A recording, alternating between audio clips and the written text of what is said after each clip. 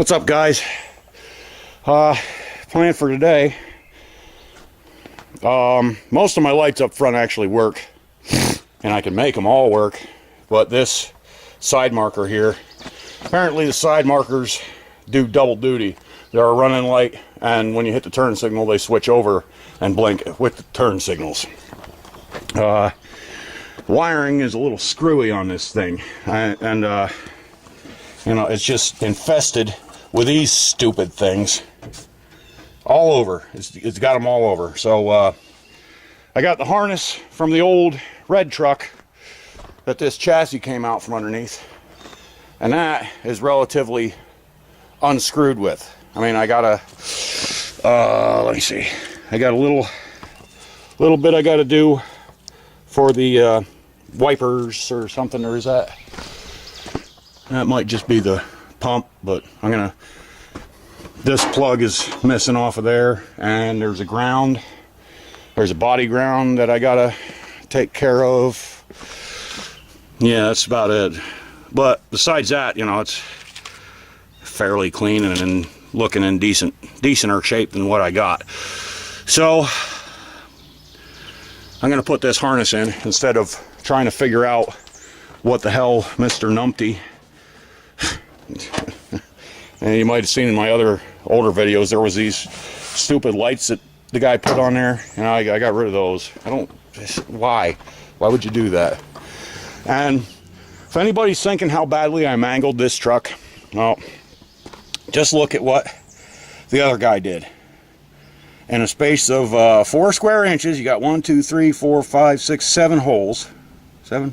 All right, yeah, 7 holes. So, inch for inch, I didn't do it as badly as the other guy did.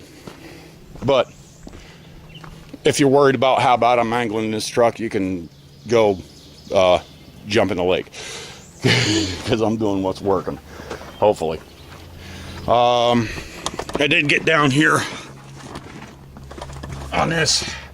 Wasn't quite happy with the welds. I'm still not totally happy with this one, you know, but I did get a little undercut on them as I was working on them. I gave it some more amperage, a little bit more wire feed.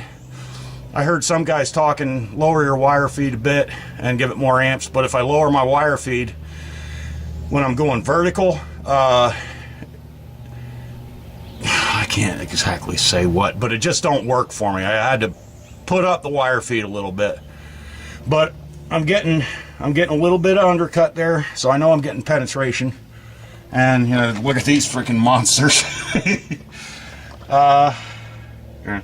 That's the thing, when you post something online, it's a Facebook group, old Chevy square bodies and whatnot, you know, and I posted my work yesterday, and then all of a sudden everybody's a professional welder, and you know, the one guy's like, oh, first time you go off pavement, that's gonna break. Well,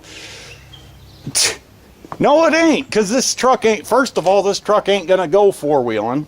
It's just gonna haul coal and scrap.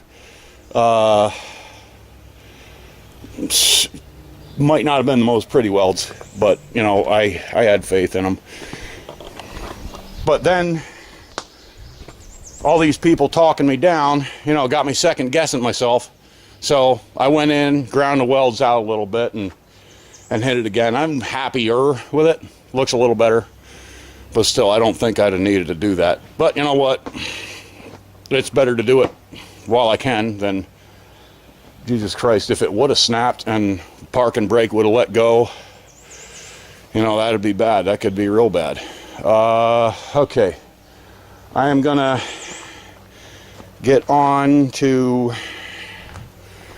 pulling this harness out. It's pretty easy. You got a 3/8 bolt back there on the firewall, and you pull both plugs off of the firewall, and they kind of, shit, I can't see. This plug here kind of slides into this one, into these grooves, top and bottom.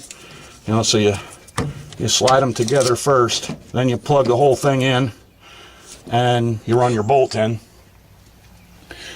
I gotta hook up my reverse light wire, because That's on the steering column in this one, so I gotta run it from a different feed, but it shouldn't be too big of a deal to do this.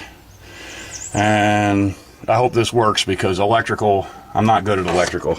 I don't know why the hell, why would you put all them stupid freaking splicers on? And you got, you know what, I'll just show you the state of the harness when I get it out. That'd be easier. Alright, here's the harness out. You see, we got all sorts of shit going on here. You got 4 of them stupid pinch splicers that are going to nothing. You got a ball tape there, and some more wire, and some house electrical wire, I think it is. You know, not quite Romex, but some that don't belong in a vehicle. And for all I can tell, that's a piece of MIG wire. It's a piece of freaking feed wire for a welder. Over here it ain't so bad. You just got one splicer. But this is passenger side lighting here, and all that stuff was working. Driver's side was not, and I'm not sure. And I got this one. This is the wire that was dangling. I'm not sure what that's going to go to. I hope I'll be able to pick that up on the other harness. Figured out. I gotta take this plug here for the windshield washer pump and just solder that onto the other harness. That was cut off for some reason, and should be good. All right, moment of truth. To the best of my ability, with the exception of that reverse light, I got it wired up factory as I can get it. I even, yeah, that looks good, huh? You got to do what you got to do. But, you know, every connection I made on this thing, it's soldered. It ain't just spliced and taped. I mean, it's soldered and taped, but it's soldered. So that's something, right? We got a hot battery. I'm going to see if I got, first of all, anything.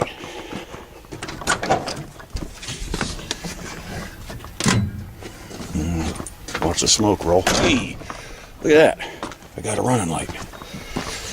That one ain't working. That one is. And that one is. Alright. Let's jimmy this around a little bit. And here we go. Beauty. Okay, let's start it up and see if we got, well, let's see, is the rear end working? Yeah. Yeah, we got lights on the rear too. They're dim. I gotta polish these.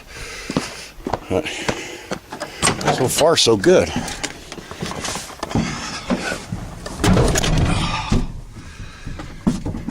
Pump, pump. There she goes. All right. No weirdness on those things.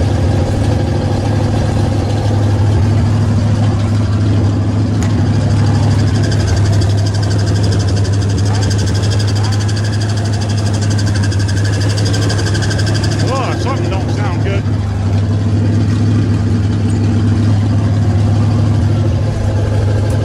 Squeaky belt, I guess.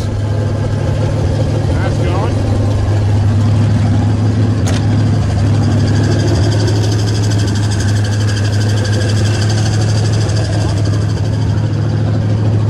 Yeah, we got her. Good deal.